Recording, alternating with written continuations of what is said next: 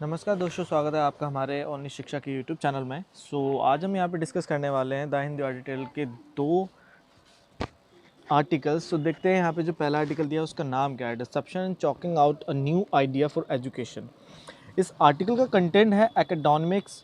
इस आर्टिकल में बात गवर्नमेंट की लाई 2020 की न्यू पॉलिसी और पैंडेमिक की महामारी से जो चेंजेस आए वो कैसे एक एकेडमिक पर रहेंगे, क्योंकि आज हर एक सेक्टर को बंद कर रखा है, एजुकेशन सेक्टर को भी बंद कर रखा है, लेकिन जिससे उन स्टूडेंट को काफ़ी ज़्यादा प्रॉब्लम हो रही है जो एजुकेशन के लिए अब्रॉड गए थे और जिनका फाइनल ईयर एग्ज़ाम था इस पैंडेमिक में।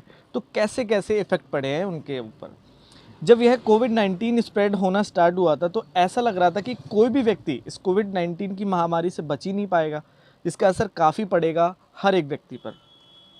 आज इस पेंडेमिक को स्टार्ट हुए पूरे 6 महीने हो चुके हैं, जिसकी वजह से ये सच है कि हर एक देश की स्थिति गड्ढे में खिसक गई है। काफ़ी ज़्यादा लोगों की मौत हुई है और देश की इकॉनमी पर भी ज़्यादा असर पड़ा है, जिससे एक लॉन्ग लास्टिंग असर पड़ा एजुकेशन सेक्टर पर भी हर एक देश के, जिसका असर आने वाली जनरेशन पर दिखेगा। इस पैंडेमिक की महामारी के कारण एग्ज़ाम नहीं लिए गए और उस स्टूडेंट्स को ग्रेजुएटेड कर दिया गया इस पैंडेमिक में। और आज इस पैंडेमिक से लड़ने के लिए एजुकेशन के जो इंस्टीट्यूशंस हैं उन्होंने या तो कम्प्लीटली अपने दरवाजे ही बंद कर दिए या फिर उनके द्वारा ऐसे स्टेप्स लिए गए जैसे ऑनलाइन एजुकेशन देना, जो काफ़ी इनवेरिएबल रहे कई जगहों पर, जिसकी वजह से स्टूडेंट्स और टीचर्स की जॉब्स काफ़ी अफेक्टेड हुई है, उनकी लाइवलीहुड पर ज़्यादा अफेक्ट पड़ा है। क्योंकि स्टूडेंट का थर्ड ईयर था तो शायद किसी स्टूडेंट द्वारा यह प्लानिंग की गई थी कि थर्ड ईयर एग्ज़ाम्स के बाद ग्रेजुएटेड की डिग्री मिलेगी और वो जॉब कर सकता है, लेकिन इस पैंडेमिक से सब कुछ शट हुआ और उनकी लाइफ पर काफ़ी ज़्यादा अफेक्ट पड़ा है।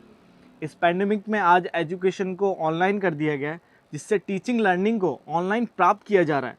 लेकिन यह जो ऑनलाइन एकदम से जिसे भारत में किया गया, जो काफ़ी ज़्यादा अलग है वर्ल्ड की बेस्ट कंट्रीज़ से मॉडल से, क्योंकि एकदम से शिफ्ट करना पूरे एकेडमिक कोर्सेज़ को ऑनलाइन, हमारे भारत का जो एकेडमिक है वो काफ़ी अलग है वेस्ट से। क्योंकि एक अच्छी एजुकेशन को अवेल करने के लिए उस कंट्री की इकॉनमी का भी अच्छा होना ज़रूरी है। और इस पेंडेमिक की महामारी में पूरी तरह से समझ आता है कि इस एकेडमिक कोर्सेज़ के लिए उस एकेडमिक की इकोनॉमिक स्ट्रक्चर भी अच्छा होना चाहिए। इस समय प्राइवेट इंस्टीट्यूशन में एक साइड तो उन्हें कोर्सेज़ को स्टार्ट करना है स्टूडेंट्स के लिए, और जिसके लिए रिसोर्सेज का भी होना ज़रूरी है। आज जितने भी प्राइवेट इंस्टीट्यूशन हैं वे सभी आज लॉस में चले गए हैं, सम बंद होने के कारण, जिसके लिए इस एकेडोमिक्स कहा जा रहा है। क्योंकि आज एक इंस्टीट्यूशन को अपने लिमिटेड रिसोर्सेज को राइट वे से यूज़ करना होगा, क्योंकि कुछ कंफर्म नहीं है कि कब तक यह पैंडेमिक कब ख़त्म होगा और सब कुछ पहले की तरह नॉर्मल होगा। आज हर एक एकेडमिक कोर्सेज़ को ऑनलाइन लर्निंग की जा रही है, जिससे कह सकते हैं कि शायद इसे पेंडेमिक के बाद यूज़ ना किया जाए, और ये भी हो सकता है कि इस फॉर्मूला को आगे भी यूज़ किया जा सकता है। आज वर्ल्ड के हर एक कंट्री में एजुकेशन को अवेल करने के लिए हर जगह पर ऑनलाइन चॉइसेस नहीं है, क्योंकि यह जो ऑनलाइन सिस्टम है इसमें ज़्यादा एक्सपेंस आता है। जो लोअर इनकम कंट्री के पास आज कोई चॉइसेस नहीं है अपने इंस्टीट्यूशन को बंद रखने के अलावा। लग्जरी कंट्रीज़ ही इसे अवेल कर सकती हैं, जैसे यूनाइटेड स्टेट वर्ल्ड में हायर एजुकेशन के लिए सबसे ज़्यादा जाना जाता है, क्योंकि वहाँ की जो प्राइवेट और यूनिवर्सिटीज़ हैं उन्हें हमेशा डोनेशन दिए जाते हैं इंडस्ट्रीज़ के द्वारा। उनके पास फंड्स होते हैं अपने एकेडमिक एक्टिविटीज़ के लिए, उन फंड्स को यूज़ करते हैं, स्टूडेंट्स को सब्सिडी देते हैं ट्यूशन फीसेस में। हार्वर्ड यूनिवर्सिटी जैसे, उनके पास $40 बिलियन तक का डोनेशन है अभी। और अमेरिका की टॉप 10 यूनिवर्सिटीज़ के पास 10 से लेकर $40 बिलियन तक का फ़ंड डोनेशन, जिससे वे एकेडमिक एक्टिविटीज़ को ईजिली स्टार्ट कर सकते हैं। उन्हें सब्सिडीज़ देने में यूज़ किया जा सकता है उस डोनेशंस को। लेकिन इंडिया में ऐसा कुछ है ही नहीं है। जो इंडिया के प्राइवेट एकेडमिक इंस्टीट्यूशंस हैं उनके पास ऐसा कोई फ़ंड डोनेशन दिया ही नहीं जाता जिससे वे ऐसे किसी पैंडेमिक में सर्वाइव कर सकें।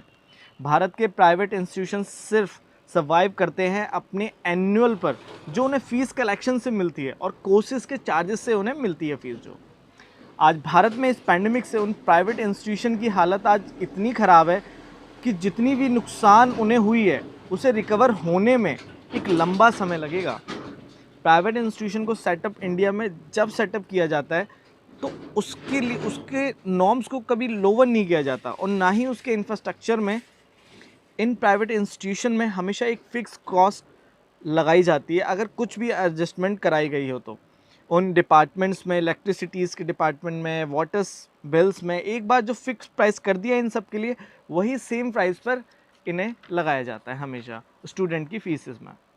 और टीचर्स की सैलरी में डिले सबसे ज़्यादा किया जाता है इन प्राइवेट इंस्टीट्यूशंस में, और पूरे इंस्टीट्यूशन को रन करने के लिए इंफ्रास्ट्रक्चर चार्ज भी लगाया जाता है, और बिल्डिंग ऑपरेशंस को चलाने के लिए एक प्राइस को पूरे साल वसूला जाता है। और जो बिल्डिंग बना दी जाती है एक बार उस इंस्टीट्यूशन के लिए, उसे दोबारा से रिक्रिएट नहीं किया जाता। यह इंस्टीट्यूशन सेल्फ फाइनेंस होते हैं, जिन्हें कोई फंड डोनेशन नहीं दिया जाता। यह अपने आप से ही हर एक ऑपरेशन को रन करते हैं। लेकिन आज इस पैंडमिक से इन इंस्टीट्यूशन को लॉस हो रहा है, जिससे काफ़ी भारी मात्रा में टीचर्स को हटा दिया गया है और उन स्टूडेंट्स को निकाल दिया गया जो फ़ी को पे करने में असमर्थ थे। मैनेजमेंट पर भी आपका आज काफ़ी ज़्यादा बर्डन है, और उन पर इंटरेस्ट भी लगा दिया है जो मनी बाहर से लिया गया है इंस्टीट्यूशन की रिकवरी को करने के लिए। आज टीचिंग लर्निंग के लिए दो मेथड्स हैं भारत में। टीचिंग लर्निंग के ये दोनों मेथड्स आने वाले कुछ सालों में काफ़ी महंगे साबित होंगे स्टूडेंट्स के लिए। पहला रीज़न होगा कि एक बड़े स्केल पर इन दोनों मेथड्स ऑनलाइन और ऑफलाइन को रन करने के लिए काफ़ी ज़्यादा एक्सपेंस होगा, क्योंकि एजुकेशन को सिर्फ दो तरीके से ही अवेल किया जाएगा। एक सब्स्टिट्यूट जो अभी बनाया गया है, जिसे रन करने में भी काफ़ी ज़्यादा कॉस्ट लगेगी। दूसरा रीज़न है कि अभी ऑफलाइन एजुकेशन को अवेल करने के लिए सोशल डिस्टेंसिंग नॉर्म्स बना दिए गए हैं, जिससे कम से कम जगह पर लोग होंगे तो पैंडेमिक को रोका जाएगा, लेकिन जिससे क्लास का साइज़ भी स्मॉल हो जाएगा। जहाँ पहले एक क्लास में 20 स्टूडेंट होते थे, तो अब सिर्फ 8 स्टूडेंट या 10 स्टूडेंट ही होंगे, जिससे टीचर्स पर भी एक बर्डन आएगा एक अच्छे रिजल्ट्स निकालने के लिए, जहाँ पर उन्हें मल्टीपल एफर्ट्स भी लगाने पड़ेंगे स्टूडेंट्स से रिजल्ट निकालने के लिए। ऑनलाइन टीचिंग को ऑनलाइन बनाने के लिए कॉस्ट बढ़ेगी। आईटी इंफ्रास्ट्रक्चर में नेटवर्क अच्छे होने चाहिए, जिसके लिए सर्वर्स अच्छे चाहिए होंगे, क्लाउड रिसोर्सेज की ज़रूरत होगी, और उस सॉफ्टवेयर के लाइसेंस की भी फ़ी देनी पड़ेगी, जिससे ऑनलाइन टीचिंग को वेरी इजीली किया जा सकेगा। इन सबसे भी एक्सपेंसेस इंक्रीज़ होंगे, और ऑनलाइन टीचिंग के लिए न्यू टीचर्स को हायर करना पड़ेगा, और काफ़ी ज़्यादा कॉस्ट इंक्रीज़ होगी ओपन ऑनलाइन कोर्सेज में। ऑनलाइन टीचिंग के लिए सेटअप करने पड़ेंगे multiple Studios, educational technology centres को, जिनके लिए ज़्यादा से ज़्यादा इन्वेस्टमेंट की जाएगी हाई टेक्नोलॉजी में। ऑनलाइन टीचिंग में वर्चुअल लेबोरेटरीज़ को बनाया जाएगा एग्जामिनेशन सेंटर्स के लिए और स्टडीज़ सेंटर्स के लिए। इसमें बड़े स्केल पर इन्वेस्टमेंट करनी ज़रूरी होगी। और सबसे आखिरी में कहा ही जाता है कि जो फैकल्टी मेंबर्स हैं इंस्टीट्यूशन के, वो कितने कैपेबल हैं इस ऑनलाइन सिस्टम में, वो ही सेम स्टाइल मोटिवेशन से टीचिंग कर पाएंगे। वो टीचर कितने कैपेबल होंगे कि अभी व्हाट्सएप द्वारा होमवर्क दिया जा रहा है स्टूडेंट्स को, उसे चेक करना, तो कैसे वहाँ से फ्रूटफुल रिजल्ट्स निकाल पाएंगे इंस्टीट्यूशन से। ऑनलाइन टीचिंग के लिए पहले तो फंड अलोकेट हो उन टीचर्स को, जिससे उन्हें ट्रेनिंग दी जा सके ऑनलाइन टीचिंग के लिए। इन सब इश्यूज़ को सेंटर और स्टेट गवर्नमेंट द्वारा एड्रेस करना चाहिए, लेकिन जिससे ये गवर्नमेंट उन स्टूडेंट को लोन दे जो घर रहकर भी अपने एजुकेशन कोर्सेज को ले सकें, क्योंकि इस पेंडेमिक में फ़ीस ना देने से वे स्टूडेंट काफ़ी ज़्यादा दूर हो गए हैं अपने अपने एजुकेशनल कोर्सेज से। प्रोफेशनल कोर्सेज और नॉन प्रोफेशनल कोर्सेज को आज ऑनलाइन कर दिया है, जिससे उन स्टूडेंट को वापस उन कोर्सेज से जोड़ा गया है, जिसके लिए पिछले महीने वे हॉस्टल की फ़ीस देते थे, अदर फीस देते थे। लेकिन ऑनलाइन करने से उन स्टूडेंट्स की प्रॉब्लम सॉल्व नहीं हुई है, क्योंकि उनके फ़ीस तो अभी भी सेम चार्जेस की जा रही है जो पहले ही की जाती थी। उन प्राइवेट इंस्टीट्यूशन द्वारा भी अपने इंस्टीट्यूशन को बंद कर दिया गया है, क्योंकि उसे रन करने की कॉस्ट को वो पूरा ही नहीं कर पा रहे हैं। तो कह सकते हैं कि इस एकेडमिक की वजह से काफ़ी रॉन्ग परिणाम आए हैं, जिससे यंग जनरेशन पर असर होगा, स्टूडेंट पर भी और इंस्टीट्यूशन पर भी। इन सब में गवर्नमेंट को मदद करनी चाहिए थी उन इंस्टीट्यूशन की, उन स्टूडेंट्स की, क्योंकि आज उनका फ्यूचर अंधेरे में है, लेकिन गवर्नमेंट द्वारा और रेगुलेटरीज बॉडी द्वारा कोई एक्शन ही नहीं लिया गया इंस्टीट्यूशन के फीस स्ट्रक्चर्स के लिए। और फ्यूचर तक के लिए इंस्टीट्यूशन को high degree of financial autonomy दे दी गई, जिससे ये इंस्टीट्यूशन अपनी मनमानी करेंगे फीस स्ट्रक्चर्स में, जो नेशनल एजुकेशन पॉलिसी 2020 में है। ऑनलाइन लर्निंग की टेक्नोलॉजी से प्रॉफिट दिखेगा एजुकेशन सेक्टर में, लेकिन अभी नहीं, आगे के उस 5 साल तक, क्योंकि इन इंस्टीट्यूशन की इकॉनमी काफ़ी कम है अभी, जिससे अभी एजुकेशन की कॉस्ट काफ़ी बढ़ेगी। आज भारत का एजुकेशन सेक्टर और उसे रन करने के लिए फाइनेंशियल मॉडल एक दूसरे पर निर्धारित है। अगर आप private good quality school education लेते हैं, लेकिन वह काफ़ी एक्सपेंसिव है, और जिसकी क्वालिटी डिपेंड करती है उसकी कॉस्ट पर कि आप कितना महंगा स्कूल एजुकेशन लेते हैं।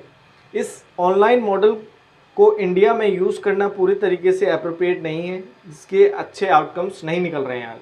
इस समय इन इंस्टीट्यूशन को अलाउड कर देना चाहिए फंड्स के लिए, जिससे आगे कभी ऐसा पेंडेमिक आए तो सर्वाइव किया जा सके, और या फिर गवर्नमेंट को फिर उन एजुकेशनल इंस्टीट्यूट को ट्रीट करे कॉर्पोरेट बॉडी की तरह, जैसे जिन्हें अलाउ किया जाएगा स्मॉल मार्जिन ऑफ प्रॉफिट्स के लिए। कॉर्पोरेट मॉडल से सिर्फ फाइनेंस पर ही नहीं, बल्कि उस इंस्टीट्यूशन के स्ट्रक्चर पर की गवर्नेंस की जाए, बेटर अकाउंटेबिलिटीज़ की जाए उन पर, और बेटर बनाया जा सके एजुकेशन को। ऐसा गवर्नमेंट को करना चाहिए। एकेडमिक सेक्टर को ऑनलाइन बनाने से अच्छे आउटकम नहीं निकलेंगे जब तक क्वालिटी पर ध्यान नहीं दिया जाएगा, उसकी रैंकिंग, रिसर्च पे, इनोवेशंस के सेक्टर पर ध्यान नहीं दिया जाएगा।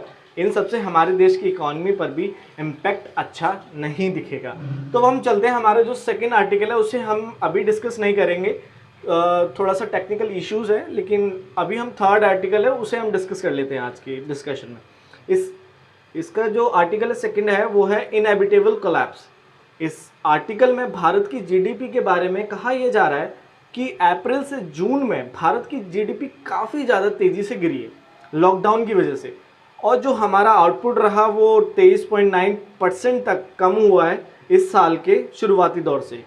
लॉकडाउन होने से सब कुछ बंद कर दिया गया था, जिससे उन लेबर्स को काफ़ी प्रॉब्लम झेलनी पड़ी। लॉकडाउन के कारण जीडीपी की डिमांड में कमी आना शुरू हो गई थी। जो पहले प्राइवेट कंजप्शन स्पेंडिंग की जाती थी जीडीपी की 60% तक हुआ करती थी जो पहले, लेकिन लॉकडाउन से कंज्यूमर ने मनी को स्पेंड करना बंद कर दिया है, जिससे अब प्राइवेट कंजप्शन स्पेंडिंग सिर्फ 26.7% तक कम हुई है इस बार।